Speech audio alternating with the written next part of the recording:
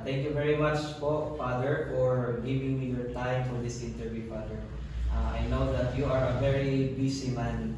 So, marami po kayong ginagawa sa ministry, but you still give us this time for this interview. Thank you very much po, Father. And now, Father, you may introduce yourself po. Thank you, Clint. Hello, everyone. I am Father Leonino Avenido Dagpin Jr. You can call me Father Dags. I am a 9th-year-old priest. So this year will be very special because I will be celebrating my 10th year this coming April 18. And since my ordination, I was assigned in the education system in the diocese. Like, for example, as soon as I got ordained, I was assigned as school director in one of our Catholic schools here. And just 3 months after, I was pulled out by the bishop to replace the role of chaplain in all the diocesan schools for 2.5 years. On 2014, up to the present, I am a seminary formator. Here in Coriezo Seminary, a college seminary. And my particular designation is Prefect of Discipline. No? The role which seminarians do not like.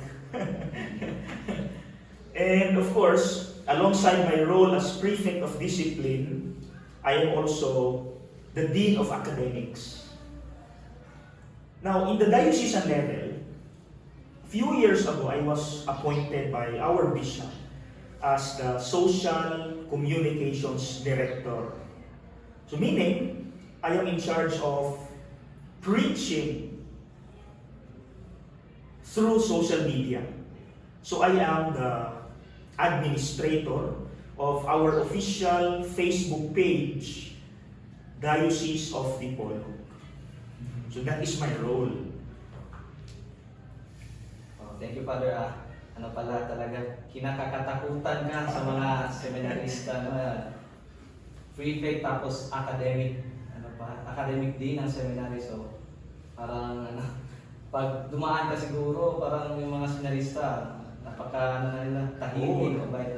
Nagiging conscious sa kanilang mga words and actions. Totoo, Father. Father, I've heard na may special ministry po kayo sa social media, especially sa Facebook and YouTube. So, can you share a little bit about that, Father? Yeah, thanks, Clint, for at least opening that up. I really consider this as a gift. I do not claim this as my own. The gift of tongues, the gift of preaching, the gift of charismatic preaching. And because of that, I was able to make a YouTube channel, Father Dags, and it has become part of my mission to preach the Word of God through the social media. Since we all know that almost everyone is in social media, from kids to old people. So they are using Facebook, YouTube. So that is my personal way of somehow acting as a preacher, as a prophet. No? So I have a channel which I post every day 2-minute reflection videos of the gospel of the day, or first reading, or saint of the day. So that is my personal mission, and I am very blessed to be able to do that. No? Wow. Honestly, Father, sumusubaybay din po ako sa mga videos na indeed, Father, it's very inspirational, Father. And I've also read the comments there, and you only have, yung mga listeners mo po, Father, it's not just here in That's in true. Mindanao, That's true. also in the other places po, in other countries po. But unfortunately, my reflection videos are not in Tagalog or English because I actually have a point for that, no? An intention. My reflection videos, my 2-minute reflection videos are actually in Cebuano or Bisaya. Because for me, parang before we go to the Tagalogs and English-speaking people, I could feel that maraming mga Bisaya na nangangailangan ng Word of God. So, why not preach the Word of God to them first? Although I have plans in the future to make my reflections in Tagalog or in English, but for now, nakikita ko yung need ng mga Bisaya, especially that there are a lot of Bisaya brothers and sisters who are OFWs. And to tell you, Clem, no, 98% of my viewers are actually Cebuano, Bisaya-speaking OFWs. And they really thank me.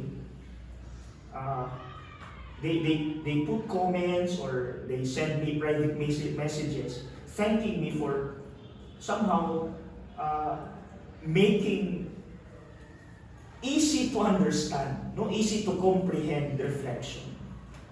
No, rather than talk in English, na konti lang yung nakakaintindi. So why not focus first on the Cebuano speaking? I totally agree with you, Father. No, as I observe in the social media, usually yung mga preachers, they're using English or Tagalog, but how about the Cebuanos also? Totoo yun, Father. Totoo po yun. Now, Father, I'm curious po, Father. Can you share about a little bit about your vocation story? Why you enter this kind of life, po, Father? Okay, actually, dun lang, 3 months before we graduated in high school, that I decided to enter in the seminary. Because my initial plan was to become an engineer. Because my father is a mechanical and at the same time an electrical engineer. So I want to follow in his footsteps since I am also a junior of my father. No, so I already passed the exams at Xavier University for ECE, Economic, Electronics and Communications Engineering. But 3 months before our graduation in high school, a seminarian from the college seminary in Iligan conducted a, what do we call that? Vocation campaign, no, in our school in La Salle Academy. And then and there, I was 100% drawn towards priesthood. As if I did not hesitate to leave every course, no, I planned to take behind. So, my vocation story actually is not, hindi pang MMK. Kasi it was ordinary, but it was very essential. No? It was very essential. It was ordinary. Why? Because what makes it essential was that as early as 5 years old, I already knew how to pray the Holy Rosary. Now, not inside our house, but in our chapel, together with the adults, from the neighborhood. And we did that every night with the little kids, with our neighbors. So, I think that sparked, although unconsciously during that time, that sparked the vocation in me, the vocation to the priesthood. Then, I could feel that in my life, the Lord was there. Because He really led me to the vocation to the priesthood. Why? Because actually, I did not plan to study in a Catholic school because we could not afford La Salle Academy. It was very expensive, no? A very expensive school. So I actually planned to, and I actually passed a public school, a national high school in our place. And one day, the owner of the company where my father worked as supervisor offered scholarship to the children of their workers who would be going to high school. So I grabbed the opportunity. So to cut the long story short, I thank the Lord. I passed the entrance exam. So I finished at La Salle Academy, a very Catholic school, very pious when we talk about faith, and religiosity, spirituality. So that experience kindled that vocation again. It gave more fire. Then, after high school, that was the time I decided to enter into seminary. Here, where I am assigned. And you know what, Glenn? I was never an acolyte. I was never a Catholic youth minister in our parish. I was just an ordinary young lad, who went to church regularly every Sunday with my family. So, and what inspired me, aside from my upbringing, of course, are my parents. Because my parents are very religious. Very religious. 99.99% of who I am and what I am right now come from them. So, they are very active as couples for Christ, heads in our place. And what attracted me as part of the community of the couples for Christ was that rain or shine, whenever they had their prayer meetings, they never hesitated to go to the houses of their members. And that inspired me. That inspired me to serve because they did not hesitate to serve. Despite the weather condition, they gave everything. So that's the only time that I saw what service actually is. So, seems that you're implying, Father, that when you enter the seminary, Father, you don't have any background about seminary, Father, or seminary. Yes. About the liturgy, about the life of the priest. And I think, modesty aside, that makes my intention sincere. That makes my intention sincere. If you're going to ask me, what attracted you, Father, to enter in the seminary or in the life of a priest? Again, I will tell you that it was a very pure intention. Because as what I told you, I was never an acolyte. I was never a youth minister, in our parish. So, I was just a regular churchgoer. So, yung nakikita ko sa pari, yung panahon na nagbibisa yung pari. So, yung nakikita ko is yung service lang talaga. Walang labis, walang kulang. Hindi lang service, pati yung holiness ng pari sa amin, dun sa amin, during that time, at saka yung pagka-babait ni Father. So yun lang yung nakita ko sa pagkapari. Kasi, although this is not absolute kasi pag may background ka as convent boy, acolyte, or youth minister, may tendency na yung intention mo to enter in the seminary, may bahid na, kasi palagi akong kasama ni Father sa mga barrio masses, invitations dito, invitations doon, maraming pagkain, masasarap, may pera, may sasakyan yung pari. You have seen all the privileges. Nakikita. So may tendency na magpapari ako kasi gusto ko maging may sasakyan, may maraming pagkain, yung sikat ka, tinitingala ng tao. Pero sa akin, modesty aside, and I really thank God because hindi ako naging acolyte, saka yung parang convent boy, yung regular churchgoer lang. So yung nakikita ko, yung pari lang. Yung pagka-mabait, yung pagka-holy, at saka yung the way he served in our parish. Now, Father, that you're already a priest, Father, so what do you like about the life of a priest, Father? Ano yung nagustuhan mo sa lifestyle ng pari niya? What attracted me in a priest? What attracts me?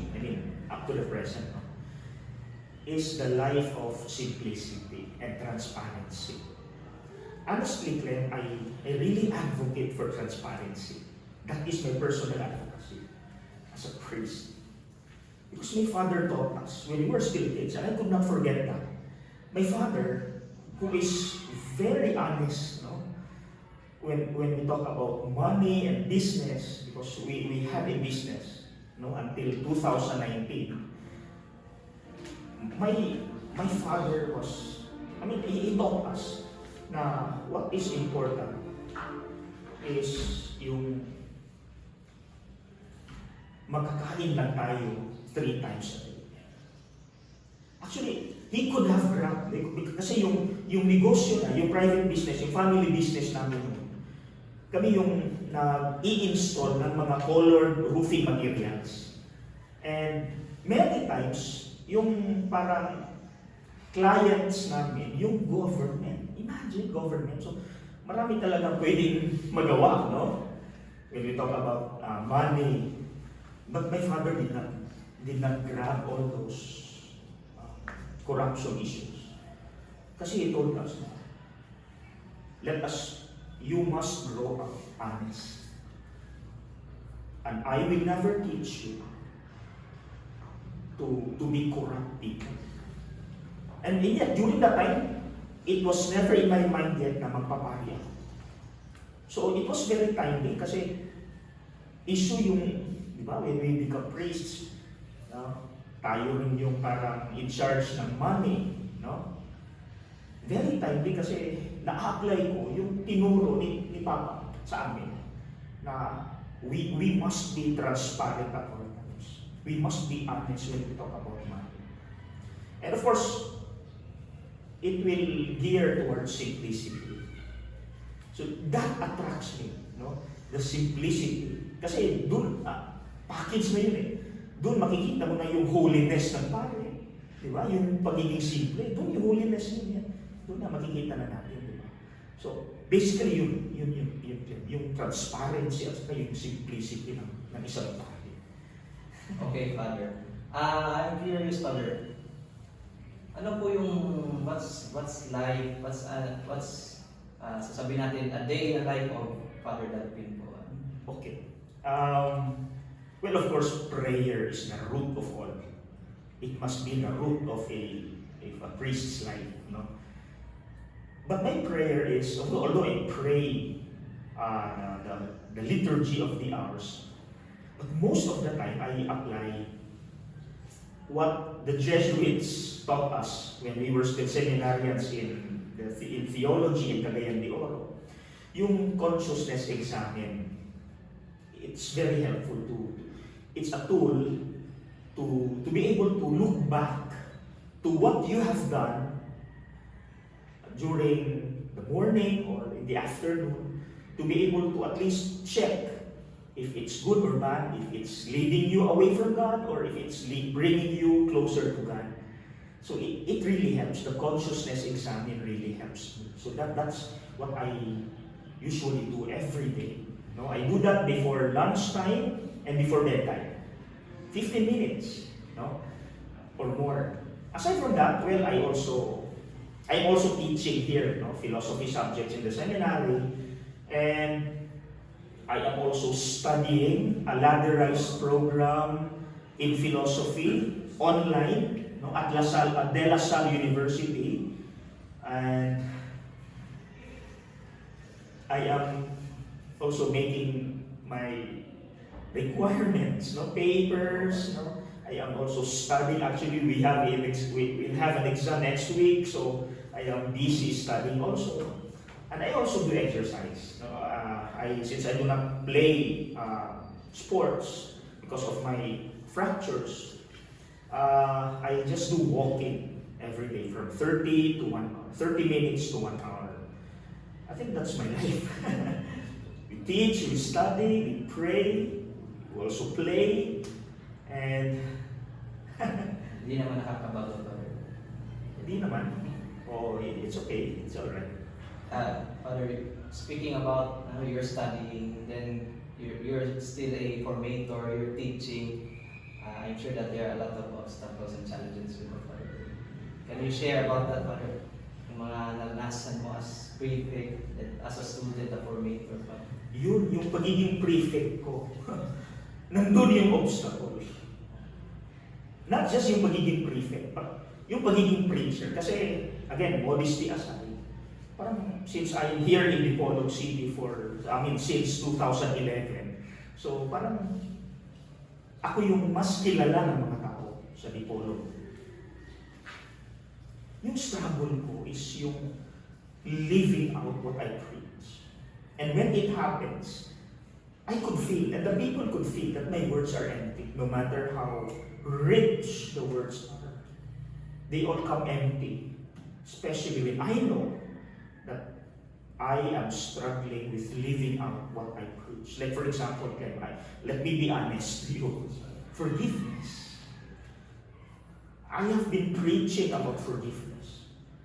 But personally, I am struggling with forgiveness, especially when I deal with those people who had hurt me, who did me wrong. So, dun yung hindi nagmamatch, and dun yung struggle ko. Kasi people know me as a preacher. Now, in the seminary, mas malaking challenge kasi ako yung prefect.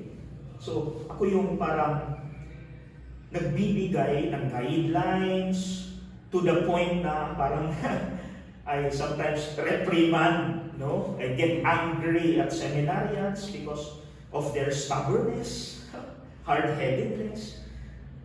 Then, the problem is, I always tell the seminarians about, this is what you're going to do, this is what you must do as seminarians, as future priests. Pero they could see that I am not living it out. That's an obstacle in my heart.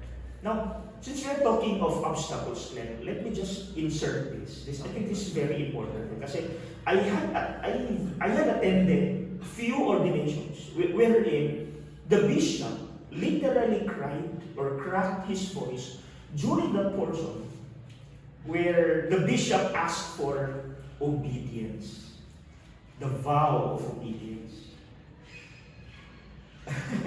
Parang yun yung, but sa akin, although we are not tolerating violations on celibacy, chastity, and poverty, but I think, for me, violations on obedience is bringing greater pain to the bishops than is true.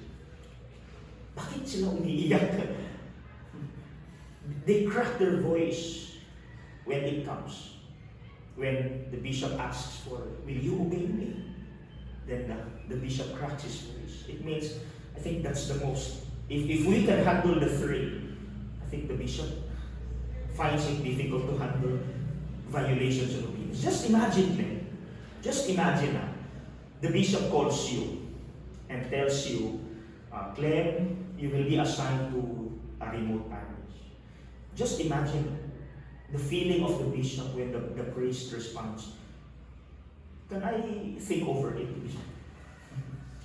Or can you give me time to reflect on it, Bishop?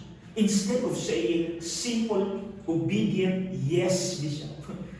No, what will the bishop feel when the priest says, can I have a little time, Bishop, to think over it? That's a simple violation of the vow of obedience, and that hurts our bishops. I think that's an obstacle. Okay, Father. How did you overcome those challenges? I also struggle in obedience. Since you are talking here of obedience, I also struggle about obedience. When few years ago, not few years, but 2 years ago, the bishop approached me and told me na, June, you will study philosophy. And during that time frame, I was already on my 7th year here in Congreso. And you know what? I really long, human as I am, I really long to be assigned in a parish. That was my dream. Nung andun pa ako sa seminaryo, pang Paris talaga yung diocese. Pero since I was ordained up to the present, I'll be on my 10th year. I am in a special ministry, education, schools. Now I am in the seminary, and since I am now studying philosophy, so I will be extended. My stay will be extended. So it's really a battle in me, the battle of the obedience thing. But how did I overcome it? Well, I prayed over it, and I really acted. I must act on it. I must be obedient. I must will 100% to love this thing, to love my job or whatever. So that's how I am coping, to love, to slowly. And the good news is I am actually slowly loving my philosophy, my philosophy classes. And it's a grace. I consider it as a grace. Although not yet absolute, but I'm there. I'm almost there. Indeed, Father, it's very hard to become a student priest. Yes. Especially online tayo ngayon. Father, what are your hopes and even fears in your priestly life? Wow. That is very deep. Because you know what, Glenn? My hope as a priest is just to fulfill my duty as a priest. That's my dream, to fulfill my duty. And now since I am known as a charismatic preacher, and since 2019 I have recorded daily reflections. You know what? Let me be honest. In my mind, sometimes I think I am ready to die because I have done my job. I have inspired, modesty aside, I have inspired a lot of lives already. Let me be honest, no? People, especially the simplest OFWs, uneducated, Bisaya speaking people, they texted me, they sent me messages, expressing their gratitude for my reflections. Because it really, because my reflections actually are actually, kumbaga, parang nasa ground talaga. I am doing my best in my reflection to be as simple as possible na kahit yung mga uneducated na mga Bisaya nakakaintindi. Yun yung mission ko. I do not use yung parang difficult term na theological, philosophical terms. No? I go down to their level, to the lowest level possible. Kaya maraming nagpapasalamat talaga na mga simpleng tao thanking me for the simplest reflections na nagagamit nila every day.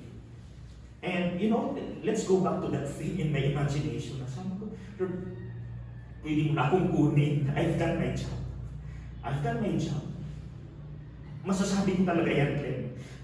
Parang hindi talaga, it's not, sa priesthood, it's not, in my reflection hindi na importante yung edad, yung aabot ka ng 20 years in the ministry, 30 years, para sa akin, it doesn't matter anymore.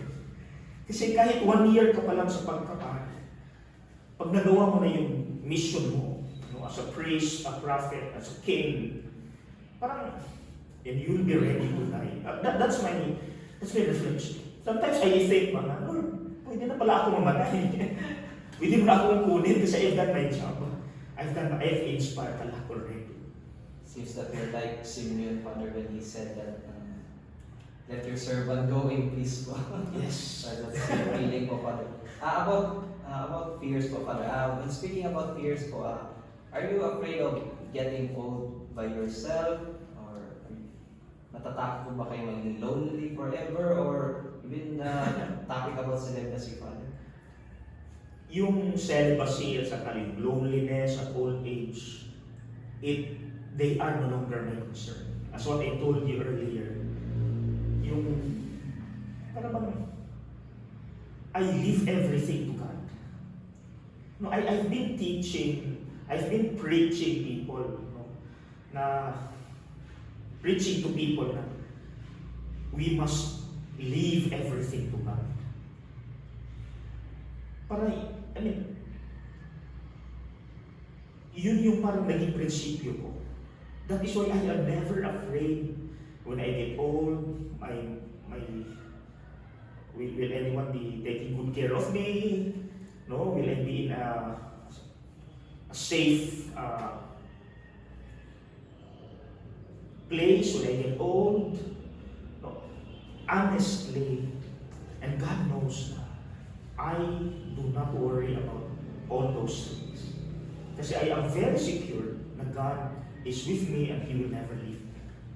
He will always find a special place for me, especially when I get old. I know God is with me. Yun yung period na period talaga. Period. God is with me and He will never leave me. Father, if you don't mind, Father, I will ask you, if you're not a priest, Father, today, at this moment, who is Dionigo that field? Engineer. An engineer. Yun na, I was sad on 2019 after many years sa family business namin.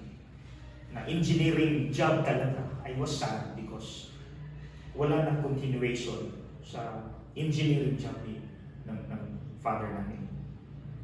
So, sometimes kung di ako nagpare, tuloy-tuloy sana ito negosyo. Yeah. You also have your own family already and children. Posible. So, I was a bit sad kasi wala nang mapasahan yung father namin sa negosyo. Blooming na sana. We're actually going to the peak. We're actually at the peak. No, sikat na sikat yung negosyo ni Mama. Pero wala nang mapasahan na anak. Kasi hindi ako pwede. Kasi isang prinsipyo ko, I will never engage in business. Never. Even family business. Yun yung parang naging prinsipyo ko na I will never buy a land, whatever. No? I will do my best with the grace of God to be as simple as possible. So, I cannot continue the business. So, I could have been an engineer. Engineer. Thank you, Father, for answering. Sa panahon natin ngayon, we are in the modern age po, Father. There are a lot of distractions, gadgets, social media. Do you think, Father, priesthood is still relevant to the world? Big yes. Very big yes. Kasi, as what I told you, the social media, andun na lahat ng tao dun sa social media, di ba? From kids to old people. Kaya, this may sound funny. I have a TikTok account. I have a Kumu account, Twitter, Instagram, I have a Facebook account, and YouTube account. Pinasukan na lahat talaga. Just to preach. Pinasukat ko lahat just to preach. Wow. So, TikTok, in my TikTok, hindi yung sayaw-sayaw. I preach there. In my Instagram, I posted photos about words with messages, with inspirational quotes or whatever, just to preach. And I think that's what Pope Francis said. Constantly tells us to do, not just for priests, no, but for everyone, no, to use the social media as a tool for preaching, not a tool for destroying reputations, looking down on others, hurting feelings, and very relevant. Because, for example, in my part, I have been exposed to young people since I was a priest. I was ordained a priest in 2012. So, you know what? Pinapasok ko yung language ng mga bata. Kaya when I post something on Facebook, maraming mga young people na naglalike kasi I entered into their world and used their languages. But in a healthy way, just to inspire them, especially now that there are many cases of suicide, sadly speaking. So we need to step up. Priesthood is still very relevant and we must use social media because social media is very dark because of many negativities posted. we must use it in a healthy way to bring hope and to correct also the wrong. Okay, Father. Thank you for that answer, Father. Medyo mahaba na yung discussion natin, Father. Pero we only have a limited time po, Father. So I think this will be the last question, Father. For me and for us seminarians, Father, what is your advice for us aspiring and hopefully becoming a priest someday po, Father? Okay. First is never be afraid to open up in order to be helped. I tell you as a priest, although I'm still very young, but it will be very dangerous and damaging if yung issues mo, tinatago mo while you are in the seminary. At doon mo inilabas when you are already a priest. Grabe yung damage. Yung moral damage, emotional, spiritual, lahat. So, when in the seminary, dear seminarians, please, you open up. Do not hide. You open up and be helped. Be helped. Be helped. So, whether you become a priest or not, you will be healed because you are helped. Kasi, pag di ka naging pare, yung issues mo na tinatago mo, dark issues, doon naman sa asawa mo at sa pamilya mo, doon ang yung damage. Di ba? Kasi you'll be dwelling on your immature issues, whatever. Yung mga low self-esteem, mga low self-confidence, etc., mga hang-ups, dapat i-deal na yan. You open up. Everything, as in literally everything, you open up in order for you to be helped. Secondly, the world is noisy. The world is very noisy. Just look around us. My dear seminarians, please value silence. Silence is very important. If you notice, people are complaining about life. And even, siguro tayo, no? Seminarians and priests are complaining. Yung problema kasi, we are noisy internally kasi. Yung kulang natin yung silence. In the seminary, marami tayong canned prayers, di ba? So, yung breviary, yung mga canned, ready-made prayers, pero please, capital letters, please, you really have to look for quality time. Look for a quality time for silence you. No, because it is only in quiet waters that we can see ourselves undistorted. Diba? Pag walang waves yung tubig sa basin, makikita mo parang mirror yung mukha mo. Kasi undistorted yung water. In the same way, we can also hear God's whisper in our hearts pag we spend time for silence. Yung walang sinasabi pa, yung just be lang. Just be. Yun ang tinuro sa amin ng isang spiritual director ko. Just be. When you pray, just be. In silence. Wala kang request, walang sinasabi. Just let God talk. And I am sure God will talk to you through parang helping you go back to yourself. No? Thirdly, well, of course, we must never miss the pastoral, the actualization of what we have learned. That's the third actualization. The actualization of everything we have learned in the seminary. But my advice to the seminarians is this. When you help the poor, be sincere in your intention. It doesn't matter gaano kalaki yung binigay mo. What is important in God's eyes is the intention. Intention. With or without appreciation from others. With or without the social media. Dapat when you help, what matters most is the intention. Kahit walang nakikinig o nakakita, yung intention. That's what's important. Okay, and lastly is let us be hope bearers. Let us bring hope and let us be the hope to the hopeless. Especially now we are in the pandemic. People are depressed. No? People are sad.